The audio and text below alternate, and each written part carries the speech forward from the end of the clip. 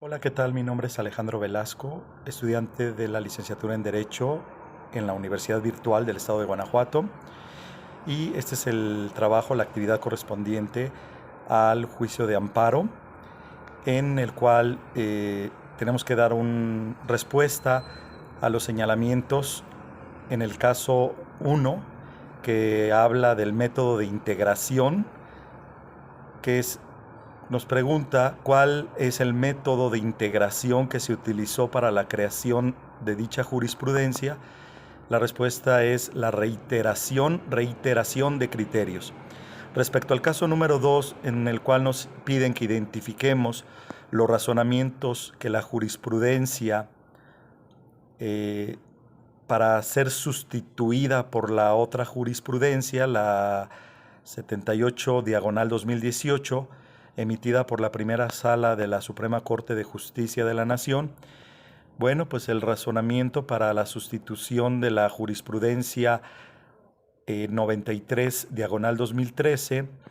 es que fue la audiencia inicial en la que habría que formularse imputación en contra. Por sí sola no es un acto que afecte su libertad personal. Al tratarse de una simple comunicación del juez a petición del Ministerio Público en el sentido que se requiere de su presencia para el desarrollo de una audiencia en la que se formalizará la investigación que se sigue en su contra y se formulará la imputación respectiva, audiencia en la que podrá o no ser vinculado a proceso y en su caso sometido a una medida cautelar. En el punto número 3, la respuesta a los casos 1, 2 y 3, en el que se indica qué época del semanario judicial de la Federación fueron publicadas las jurisprudencias, pues tenemos que en la primera tesis fue publicada en la 10ª época,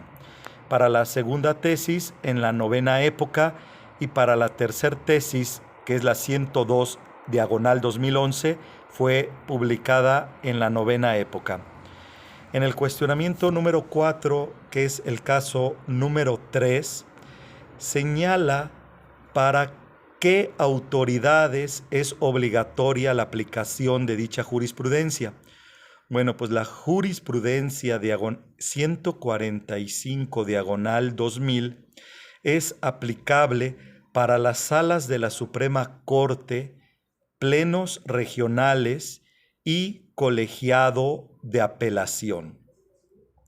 Para el cuestionamiento 5, que es el caso número 1 de la jurisprudencia 145 diagonal 2000,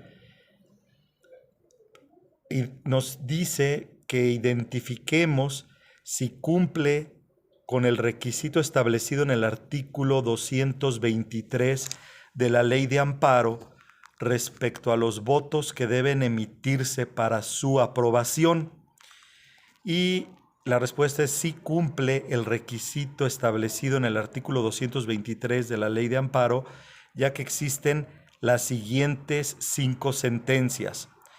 Vendría siendo la facultad de atracción de la jurisprudencia 10 diagonal 2007. Hay unanimidad de 4 votos. Tenemos la facultad de atracción de la jurisprudencia 78 diagonal 2010. Son los magistrados integrantes del Tribunal Colegiado de Circuito del Centro Auxiliar de la Séptima Región, con unanimidad de 4 votos. Tenemos también la facultad de atracción de la jurisprudencia 120 diagonal 2010 con los magistrados integrantes del segundo tribunal colegiado del 22º circuito con unanimidad de 4 votos. Tenemos la facultad de atracción de la jurisprudencia 168 diagonal 2010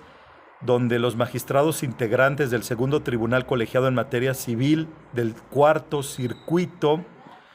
con unanimidad de 4 votos, de fecha 19 de enero del 2011,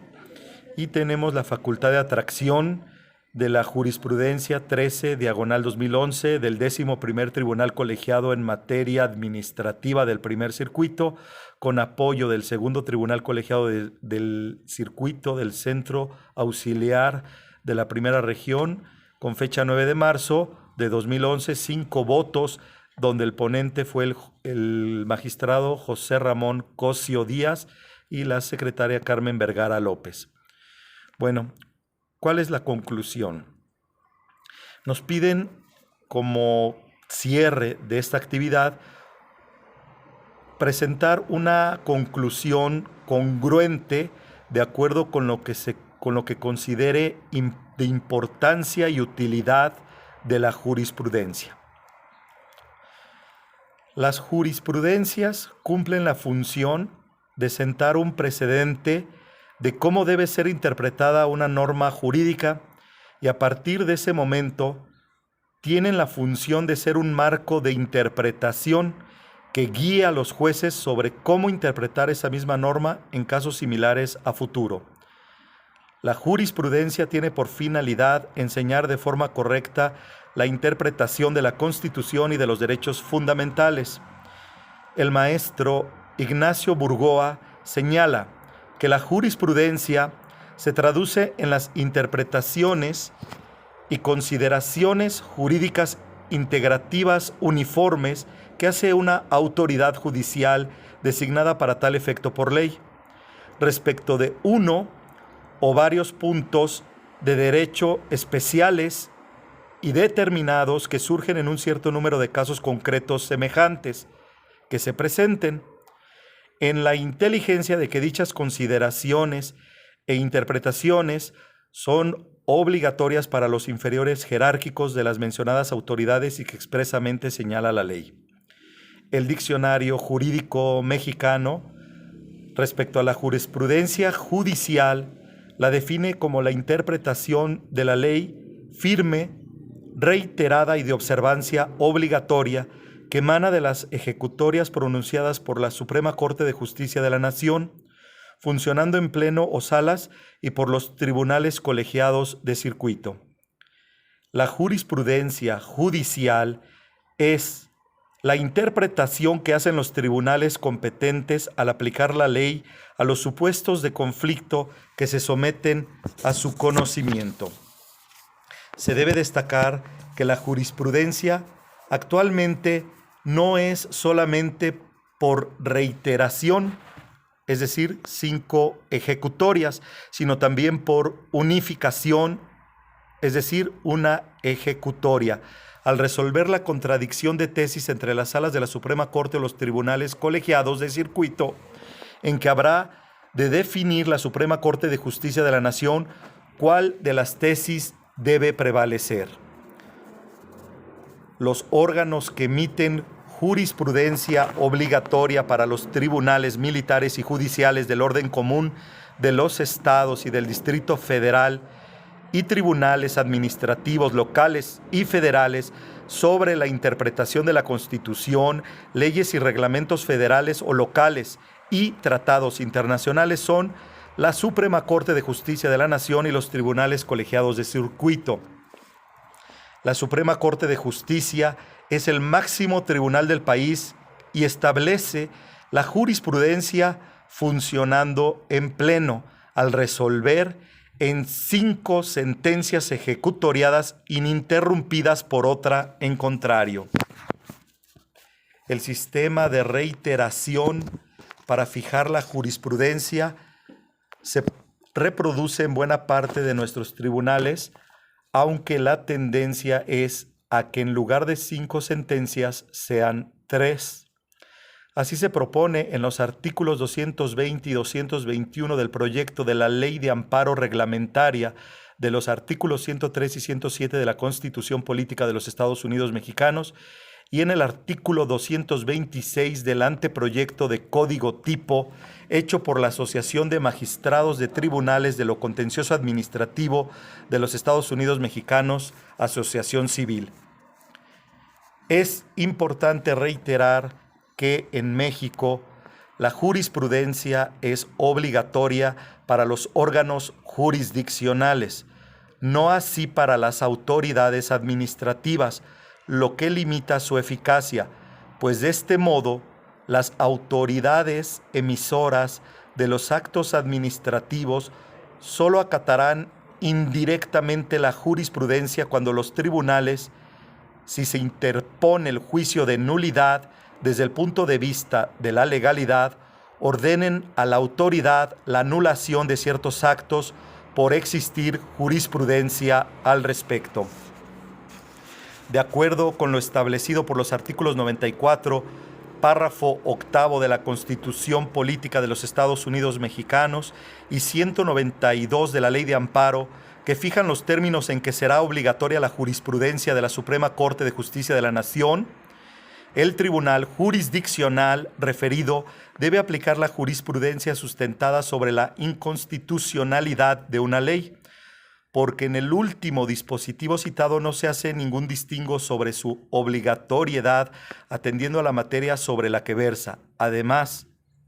si bien es cierto que los tribunales de esa naturaleza carecen de competencia para resolver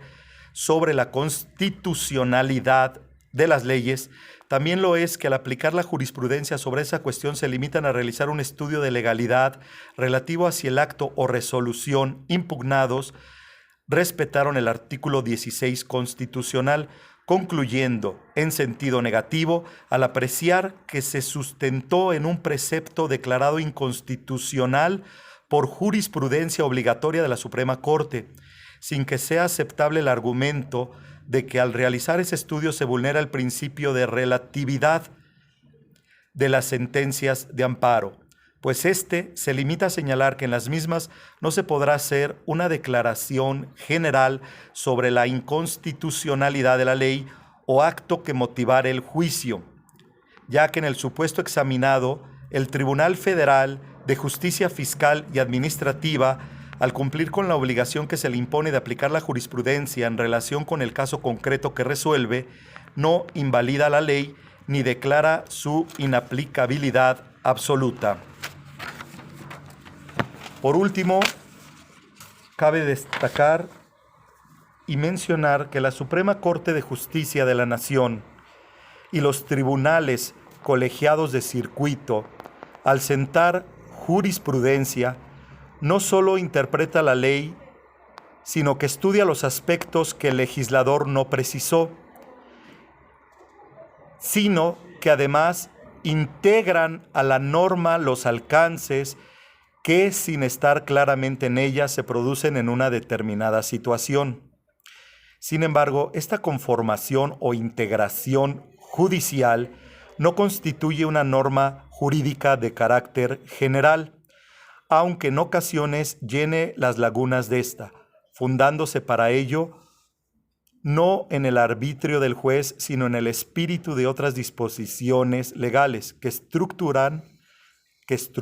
como unidad situaciones jurídicas, creando en casos excepcionales normas jurídicas individualizadas de acuerdo a los principios generales del derecho, de conformidad con lo previsto en el último párrafo del artículo 14 constitucional,